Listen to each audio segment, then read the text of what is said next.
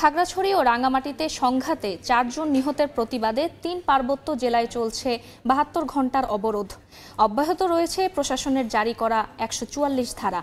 এ অবস্থায় সেখানকার অবস্থা পরিদর্শনে গেছেন সরকারের উচ্চ পর্যায়ের প্রতিনিধি দল। সকাল থেকেই সড়কে নেই গণপরিবহন, বন্ধ রয়েছে সব ব্যবসা প্রতিষ্ঠানও। গোটা রাঙ্গামাটি শহর ভুতুরে নগরীতে রূপ নিয়েছে, বিরাজ করছে থমথমে পরিবেশ। খুব একটা প্রয়োজন না হলে রাস্তায় বের হচ্ছেন না কেউই। অন্যদিকে খাগড়াছড়িতেও একই অবস্থা, এখনও কাটেনি জনমনের আতঙ্ক। যে কোনো অপ্রীতিকর পরিস্থিতি এড়াতে সড়কে টহল দিচ্ছে পুলিশ, সেনাবাহিনী এবং র্যাব। তবে পাহাড়ি ছাত্র সমাজের ডাকা অবরোধের প্রভাব পড়েনি বান্দরবানে, স্বাভাবিক রয়েছে যানবাহন চলাচল।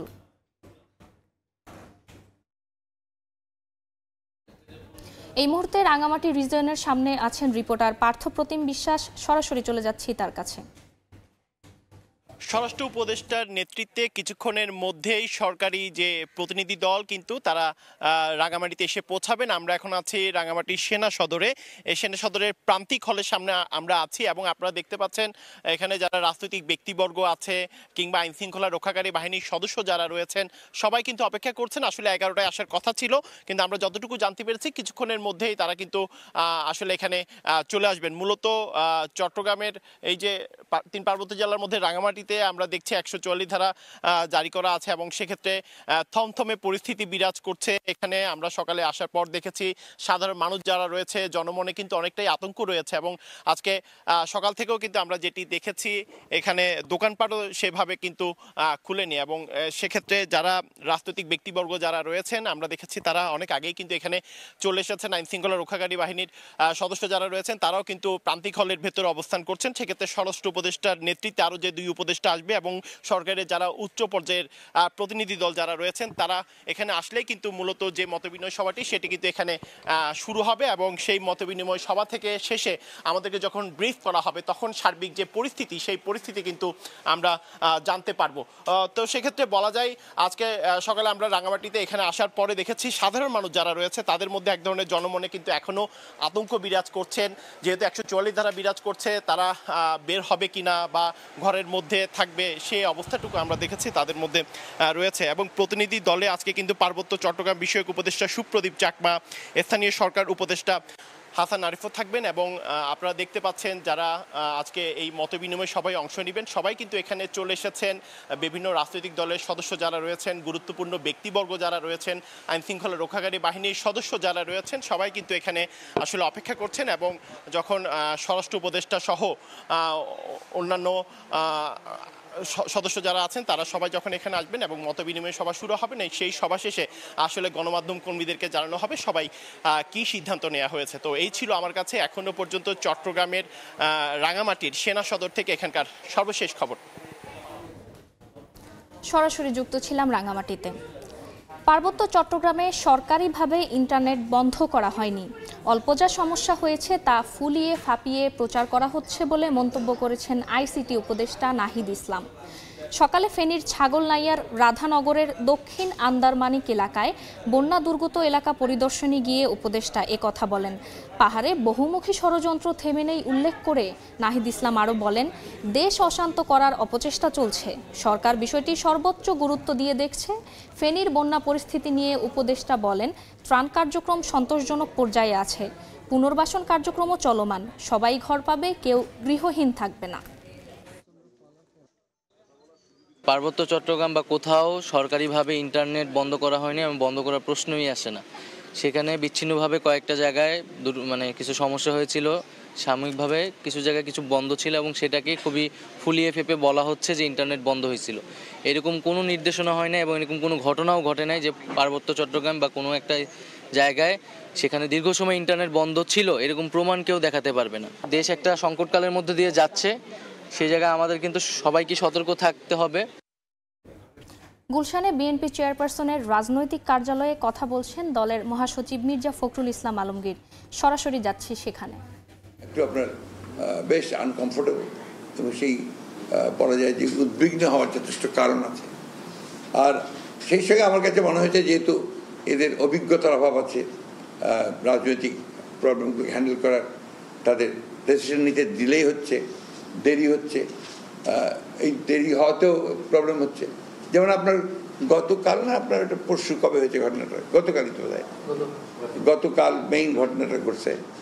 আমাকে আমাদের রাঙামাটির যিনি প্রেসিডেন্ট ছিলেন দীপেন দেওয়ান, উনি আগে আমাদের প্রেসিডেন্ট ছিলেন, এমপি ক্যান্ডিডেট ছিলেন, তিনি আমাকে ফোন করে বললেন যে স্যার ইমিডিয়েটলি কারফিউ দিতে বলেন, কারফিউ ছাড়া কিন্তু এটাকে কন্ট্রোল করা যাবে না। তখনও কিন্তু আপনার এই রাঙামাটিতে ওটা অতটা ছড়িয়ে পড়েনি। তো আমার যতটুকু আমি যাদেরকে চিনি জানি খবরটা জানানোর পরে কিন্তু কারফিউ হয়নি, ওই 144 দিয়ে চেষ্টা করেছে, কিন্তু আপনার ঠিক ইফেক্টিভ কন্ট্রোল যেটা সেটা তারা করতে পারেনি, যার ফলে এটাকে আরও স্কেল করেছে। এই যে আপনার দেরি হচ্ছে, এই দেরিটা কিন্তু আপনার ক্ষতির ব্যাপার হচ্ছে। এটা কিন্তু আমি তাদেরকে কোনো দোষারোপ করছি না, কিন্তু যারা দায়িত্বে আছেন ল অ্যান্ড অর্ডার এবং এগুলোর দায়িত্বে কী করা উচিত, দ্য ব্যুরোক্রেটস মেইনলি, তাদের কিন্তু একটা দায়িত্ব হচ্ছে গভর্নমেন্টকে প্রপারলি অ্যাডভাইস করা। তারা জানাবে যে এই ক্ষেত্রে এই করা উচিত, এই ক্ষেত্রে সিদ্ধান্তটা তারা নেবেন। আমার কাছে মনে হয় এই জায়গায় অনেকটা আপনার গ্যাপ আছে, একটা সামঞ্জস্যের অভাব আছে। এটা হচ্ছে আমি এতগুলো কথা বললাম আপনাদেরকে এই ধারণাটা দেওয়ার জন্য যে আসলে প্রবলেমগুলো ওই জায়গায়, নট দ্যাট যে this government is not serious, এটা খুবই সিরিয়াস, করতে চান, সব কিছু করতে পারেন, কিন্তু কোথাও কোথাও এই ল্যাকিংগুলোর কারণে ঠিক অত, আর আমাদের অতটা আশা করাও বোধহয় ঠিক হবে না। যতটুকু হচ্ছে ঠিক আছে, আমরা সহযোগিতা করি, আমরা দেখি, ইতিমধ্যে তারা অনেকগুলো বড় বড় কাজেও হাত দিয়েছেন, সেগুলো আমরা দেখি। সরাসরি যুক্ত ছিলাম রাজধানীর গুলশানে। নতুন করে আরও 3টি পোশাক কারখানা পেল পরিবেশ বান্ধব কারখানার স্বীকৃতি, মার্কিন লিড সনদ। এখন বিশ্বসেরা 100টি কারখানার মধ্যে 61টিই বাংলাদেশের। উদ্যোক্তারা বলছেন, রাজনৈতিক স্থিতিশীলতা না ফিরলে এসব অর্জনের কোনো সুফল পাওয়া যাবে না। রাজনৈতিক ও অর্থনৈতিক অস্থিতিশীলতার কারণে যখন দুঃসময় পার করছে বাংলাদেশ, তখন আবারও দূষণমুক্ত পৃথিবী গড়ার প্রত্যয়ে নিজেদের বিনিয়োগ বৃদ্ধির দৃঢ়তার কথা জানালো লাল সবুজের এই দেশ। ইউএস গ্রিন বিল্ডিং কাউন্সিলের হালনাগাদ তথ্য, চলতি মাসে 2টি প্লাটিনাম সহ আরও 3টি পোশাক কারখানা পেয়েছে লিড সনদ। এ নিয়ে বিশ্বসেরা প্রথম 24টির মধ্যে 22টি সহ 100টির মধ্যে 61টিই দখলে এলো বাংলাদেশের। সবুজ পোশাক কারখানা স্থাপনে দ্বিতীয় অবস্থানে থাকা পাকিস্তানে আছে 9টি, ভারতে 7টি, তাইওয়ান ও শ্রীলঙ্কায় 4টি করে এবং পোশাক রপ্তানিকারক শীর্ষ দেশ চীনে আছে মাত্র 3টি। পোশাক শিল্পের উদ্যোক্তারা বলছেন, নিরাপদ পৃথিবী গড়ার প্রতিশ্রুতির পাশাপাশি আগামী দিনের বাজার ধরার কৌশল হিসেবে সবুজ বিনিয়োগে ঝুঁকছেন তারা। এই ধরনের অর্জনগুলো আসলে শুধুমাত্র যে আপনি ইমেজের জন্য তা কিন্তু না, এনভায়রনমেন্টের প্রতি খেয়াল রাখতে হবে, কার্বন মুক্ত পৃথিবী করতে হবে। সুতরাং কার্বন মুক্ত প্রোডাকশন স্পেসের আসলে কোনো বিকল্প নেই। বায়ারদের রিকোয়ারমেন্ট থাকবে কিভাবে আপনি কার্বন মুক্ত কারখানা করবেন, প্রোডাক্টগুলো কিভাবে এনভায়রনমেন্ট ফ্রেন্ডলি হচ্ছে, কিভাবে বানানো হচ্ছে, ক্রেতারা পর্যন্ত এখন আসলে সেগুলো দেখেন। তবে শিগগিরই রাজনৈতিক ও অর্থনৈতিক স্থিতিশীলতা না ফিরলে বেসরকারি খাতের এসব উদ্যোগের সুফল ঘরে তোলা কঠিন হয়ে পড়বে বলে মনে করেন অর্থনীতিবিদরা। বর্তমান প্রেক্ষাপটে আমরা যেটি দেখছি যে অর্থনৈতিক যে স্থিতিশীলতা সেটার জন্য চেষ্টা করা হচ্ছে এবং ডেভেলপমেন্ট পার্টনার থেকে আরম্ভ করে সবাই এগিয়ে আসছে। এর পাশাপাশি রাজনৈতিক স্থিতিশীলতা অবশ্যই খুবই গুরুত্বপূর্ণ। অর্থনৈতিক স্থিতিশীলতা তখনই টেকসই হবে যখন রাজনৈতিক স্থিতিশীলতা থাকে। কার্বন মুক্ত উন্নত বিশ্ব গড়ার যে প্রত্যয়ে জনমত গড়ে তুলছে ইউরোপ আমেরিকা, সেখানে বাংলাদেশের সবুজ বিনিয়োগের ব্র্যান্ডিংয়ে জোর দিতে সরকারকে বিশেষ উদ্যোগ নেওয়ার পরামর্শ খাত সংশ্লিষ্টদের। কামরুল হাসান সবুজ, সময় সংবাদ, ঢাকা। এমপি মন্ত্রীর পদ আলাদিনের চেরাগের মতো বদলে দিয়েছে জাতীয় সংসদের ডেপুটি স্পিকার শামসুল হক টুকু ও তার পরিবারের ভাগ্য। নিয়োগ বাণিজ্য, অবৈধ বালু ব্যবসা, নৌবন্দর জমি দখল করে কামিয়েছেন হাজার কোটি টাকা। সরকার পতনের পর শামসুল হক টুকু গ্রেফতার হলেও লাপাত্তা তার 2 ছেলে। তাদের অনিয়মের বিরুদ্ধে কথা বলায় পাবনার বেড়া ও সাথিয়ায় অনেকের পর চলে নির্মম নির্যাতন। আসিফ মাহমুদের ছবিতে সবুজ মোল্লার রিপোর্ট। গত 4 বছর ধরে নথিপত্র নিয়ে ঘুরছেন পাবনার বেড়া পাইলট বালিকা বিদ্যালয়ের প্রধান শিক্ষক নায়েব আলী। পাবনা 1 আসনের সাবেক এমপি ও ডেপুটি স্পিকার শামসুল হক টুকু এবং তার পরিবারের অনৈতিক আবদারে বাধা দেয় 2020 সালে মিথ্যা অভিযোগে বরখাস্ত হন তিনি। তদন্তে নির্দোষ প্রমাণ হলেও তাকে কাজে যোগ দিতে দেননি টুকুপুত্র ও বেড়া পৌরসভার সাবেক মেয়র আসিফ শামস রঞ্জন। স্থানীয়দের অভিযোগ টুকু পরিবারের বিরুদ্ধে যাওয়ায় গত ১৬ বছরে বেড়াসাতিয়ায় নায়েব-আলীর মতন অনেক সাধারণ মানুষের উপরে চলে অবর্ণনীয় নির্যাতন। আমার বিলটা করে তিনি সই করেন নাই, আমার বিলটা ব্যাংকে জমা দেন নাই। আমি অবস্থার মধ্যে বিভিন্ন অফিসে ধর্ণা ধরতেছি, এখন আমি কোনো কাজে যোগদান করতে পারিনি। ২০০৮ সালে এমপি ও প্রথমে জ্বালানি এবং পরে স্বরাষ্ট্র প্রতিমন্ত্রী হন শামসুল হক টুকু, সবশেষে হন ডেপুটি স্পিকার। এই দাপটে তার দুই ছেলে আসিফ শামস ও নাসিব শামস ক্ষমতার অপব্যবহারে বেড়া ও সাথিয়া উপজেলায় গড়ে তোলেন অবৈধ বালুর ব্যবসা, জমি দখল, টেন্ডার নিয়ন্ত্রণ ও নিয়োগ বাণিজ্যের সিন্ডিকেট। স্থানীয় নেতারা প্রতিবাদ জানালে বিতর্কিত প্রক্রিয়ায় ছেলে আসিফকে বেড়া উপজেলা আওয়ামী লীগের সভাপতি ও পৌরসভার মেয়র পদে বসান টুকু। এতে অপ্রতিরোধ আসিফ সাথিয়ায় সরকারি মৎস্য প্রজনন কেন্দ্র দখল করে বানায় খামার। বেড়া পৌরসভার ভিতরে আসে সন্ত্রাসী, যে তার কথা না শুনবে ঈশ্বর শিকদারের মতন সে অবস্থান শুরু করছে। এই যে নদীর থেকে যে মাটিগুলো বালিগুলো উত্তোলন করা হয়েছে সব কৃষকের জমি। ২০০৮ সালে বেড়া উপজেলায় শামসুল হক টুকুর কোনো বাড়ি ছিল না, দুই ছেলে ও তাদের স্ত্রীদের ছিল না জমি জমাও। কিন্তু মন্ত্রী হওয়ার কয়েক মাসেই নিজের নামে কয়েক কোটি টাকায় নির্মাণ করেন সুবিশাল ডুপ্লেক্স বাড়ি। অভিযোগ আছে লন্ডনে হোমওয়ার্ড property, holiday apartment, Aashna enterprise নিজ নামে নিবন্ধিত অন্তত ৬টি কোম্পানির নামে কোটি কোটি টাকা বিদেশেও পাচার করেছেন আসিফ। ২০১৪ সালে দুদক এসব দুর্নীতির অনুসন্ধান শুরু করলেও প্রভাব খাটিয়ে ফাইলই গায়েব করে দেন টুকু। আমার জমি রেকর্ডের সম্পত্তি তারা কাটিয়ে কইছে যে জোর বুঝবে কয়টা জানতে ভাগ ভাগ ভাগ। প্রতিটি ক্ষেত্রে টেন্ডারবাজি হোক যেই তারা বাপ বেটা ছাড়া এখানে অন্য কারো কোনো সুযোগ নেওয়ার সুবিধা নাই এবং প্রশাসনকে সে নিজে ব্যবহার করত। সরকার পতনের পর ঢাকা থেকে গ্রেফতার হন শামসুল হক টুকু, তবে পালাতক দুই ছেলে ও পরিবারের সদস্যরা। সবুজ মোল্লা, সময় সংবাদ, পাবনা। ফ্ল্যাট কিনতে টাকা দিয়ে নিয়ে দ্বন্দ্ব, এর জেরে রাজধানীর ওয়ারীতে ছুরিকাঘাতে প্রাণ যায় আপন দুই ভাইয়ের। পুলিশ বলছে প্রায় ১ মাস আগের এ ঘটনায় জড়িত অভিযোগের জমির মালিক ও তার দুই সহযোগীকে শুক্রবার গ্রেফতার করা হয়েছে। আর প্রতারণার মামলা হবে আবাসন কোম্পানির বিরুদ্ধে। স্বপ্নের আবাসনের জন্য ১৪ লাখ টাকা জমা দিয়ে অপেক্ষা করতে হয় ১০ বছর। এরপরও ফ্ল্যাট বুঝে না পেয়ে জমির মালিকের সঙ্গে তর্কে জড়ান দুই ভাই, পরে ছুরিকাঘাতে যায় প্রাণ। গত ১৪ আগস্টের এ ঘটনার পরদিন রাজধানীর ওয়ারীতে মামলা হলে তদন্তে নামে পুলিশ। এরই ধারাবাহিকতায় গত শুক্রবার সাভারে অভিযান চালিয়ে গ্রেফতার করে জমির মালিকসহ দুই সহযোগীকে। প্রাথমিক জিজ্ঞাসাবাদে আসামিরা হত্যাকাণ্ডে জড়িত থাকার কথা স্বীকার করেছেন। পরে তাদের দেখানো স্থান থেকে উদ্ধার করা হয় হত্যায় ব্যবহৃত দেশীয় অস্ত্র। এই ঘটনার সাথে সম্পৃক্ত ল্যান্ড ওনার অ্যাডভোকেট আকবর এবং তার ছেলে আসিফ সুলতান সিফাত এবং ছেলের বন্ধু আজহারুল ইসলাম খান রিয়ান, এই তিনজনকে অভিযান পরিচালনা করে সাভার থেকে গ্রেপ্তার করা হয়। পরিকল্পিতভাবেই এই হত্যাকাণ্ডটি ঘটিয়েছে বলে আমরা মনে করি। পুলিশ বলছে চুক্তি করে ১০ বছরেও ক্লাসিক রিয়েল এস্টেট নামের কোম্পানি ফ্ল্যাট বুঝিয়ে দেয়নি ভুক্তভোগীদের। এর সঙ্গে জমির মালিকেরও যোগসূত্র আছে। এসব কারণে আবাসন কোম্পানির মালিকের বিরুদ্ধে মামলা করবে পুলিশ। ক্লাসিক রিয়েল এস্টেট কোম্পানির মালিক হলো রিমন, আরেক ব্যক্তি। অবশ্যই তাদের সাথে চুক্তিবদ্ধ হয়েছিল ২০১৪ সালে।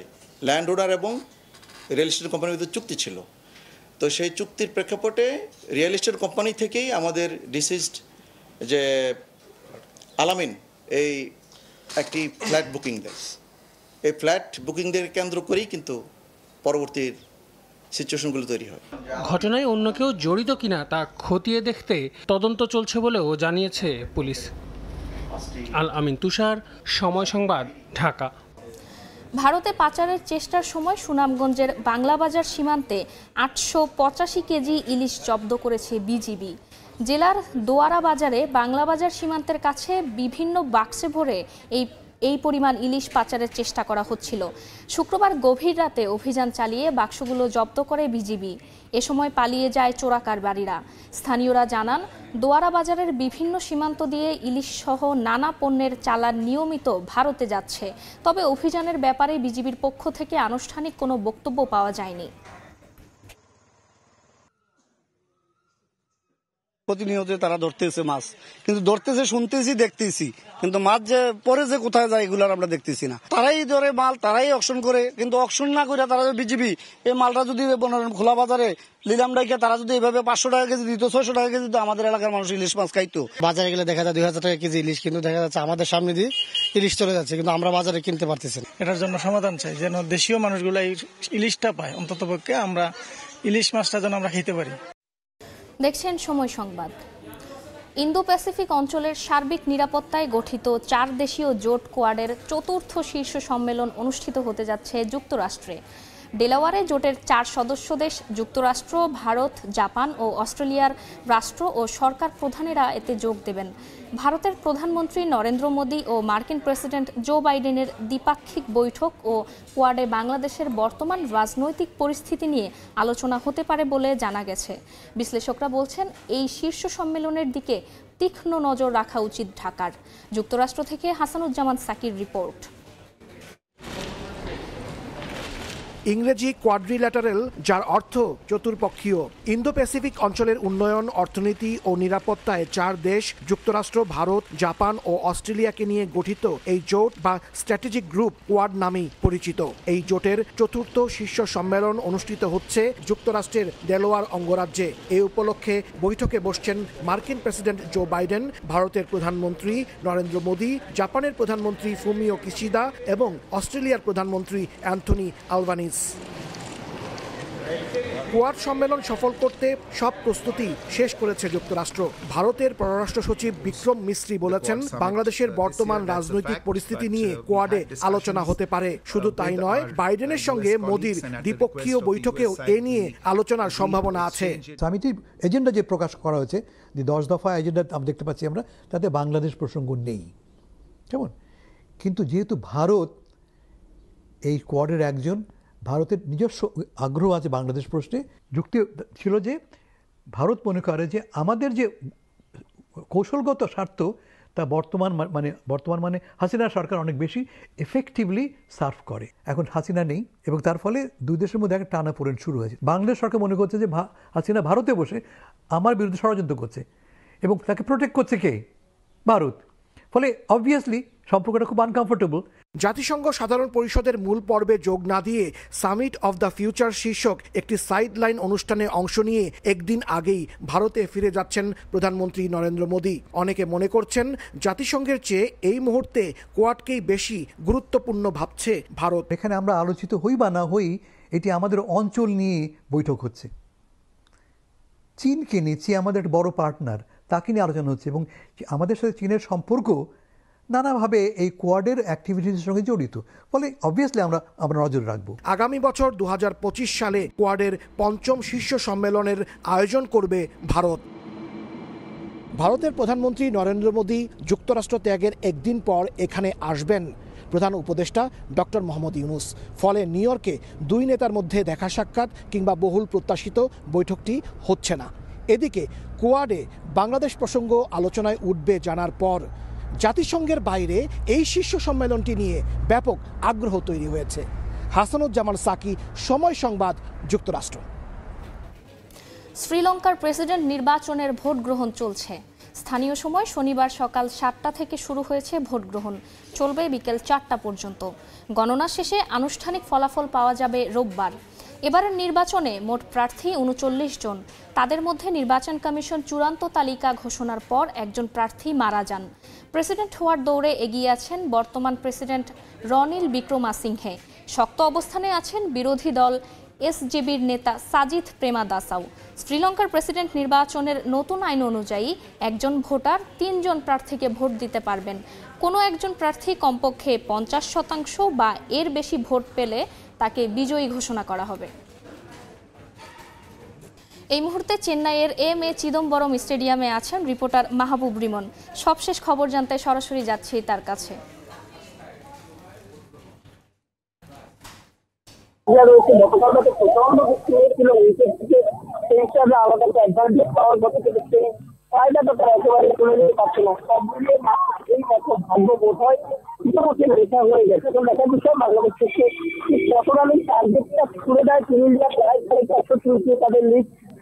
এবং বাংলাদেশ সেটা আসলে কি করতে পারে? তবে প্রথম ইনিংসে যেভাবে ব্যাট করেছেন টিম ইন্ডিয়া প্রায় 450 ছুঁই তাদের লিড, এবং বাংলাদেশ সেখানে আসলে কি করতে পারে? তবে প্রথম নিজেদের প্রথম ইনিংসে যেভাবে ব্যাট করেছেন টাইগার ব্যাটাররা, যেভাবে খাপ ছাড়া ছন্ন ছাড়া ব্যাটিং করেছেন, মোটে 149 রানের টার্গেট, 149 রান তারা সংগ্রহ করতে পেরেছেন। সব মিলিয়ে বলাই যায় যে হয়তোবা এই টেস্টে ইতিবাচক কোনো ফল, খুব মিরাকল না হলে এই টেস্টে হয়তোবা বাংলাদেশ দল আরও একটি হারের স্বাদ পেতে যাচ্ছে। বলছিলাম যে মিরাকল না হলে সেই মিরাকলটা কি হতে পারে? বাংলাদেশ দুর্দান্ত ব্যাটিং করবে এমনটা না। ট্রেনের আবহাওয়ার পূর্বাভাস বলছে আগামীকাল বৃষ্টির পূর্বাভাস রয়েছে এবং তার পরদিনও বৃষ্টি হতে পারে। এটাই বোধহয় আপাতত মিরাকল, এবং একমাত্র বাংলাদেশ যারা টাইগার সমর্থকরা রয়েছেন তারা সান্ত্বনা খুঁজতে চাইবেন। তারপরও সুযোগ রয়েছে বাংলাদেশের, যেভাবে পন্থ এবং শুভমান গিল ব্যাটিং করছেন এ থেকেও যদি তারা শিখতে পারে। যদিও প্রথম ইনিংসে রবিচন্দ্র অশ্বিন এবং রবীন্দ্র জাদেজার 199 রানের পার্টনারশিপ থেকে কিছুই শিখতে পারেনি বাংলাদেশ। এবার একটু বোলিংয়ের কথা বলি। দ্বিতীয় ইনিংসে কিন্তু বাংলাদেশের বোলিং বেশ খাপছাড়া, বিশেষ করে আলাদা করে বলতে হবে সাকিব আল হাসান। এই টেস্টে এখনও তিনি উইকেট শূন্য। সাকিব একটি কীর্তি করেছেন, আজ বাংলাদেশের সবচাইতে বেশি বয়সী ক্রিকেটার হিসেবে আজ তিনি টেস্ট খেলতে নেমেছেন। 37 বছর 181 দিন আগে যে রেকর্ডটা ছিল মোহাম্মদ রফিকের অধীনে। তবে সাকিবকে কিন্তু একেবারে ফুল ফিট মনে হয়নি, অর্থাৎ তার মনে হচ্ছে কিছুটা ইনজুরি নিয়ে তিনি খেলছেন। সব মিলিয়ে আসলে কি হয় সেটি দেখার জন্য অপেক্ষা কিন্তু আসলে থাকতেই হচ্ছে। তো এই ছিল আমার কাছে চেন্নাই টেস্টের সবশেষ আপডেট ভারত থেকে। সরাসরি যুক্ত ছিলাম ভারতে। এ পর্যায়ে শীর্ষ সংবাদগুলো জানিয়ে দিচ্ছি আরেকবার। 3 পার্বত্য জেলায় অবরোধ, পরিদর্শনে সরকারের প্রতিনিধি দল, কোথাও বন্ধ হয়নি ইন্টারনেট, জানালেন আইসিটি উপদেষ্টা। ফ্যাসিবাদের দোসররা বিভিন্ন স্থানে আক্রমণ করতে পারে, সবাইকে ঐক্যবদ্ধ থাকার আহ্বান অন্তর্বর্তী সরকারের। ঢালাও মামলা থেকে বেরিয়ে আসতে হবে বললেন আসিফ নজরুল।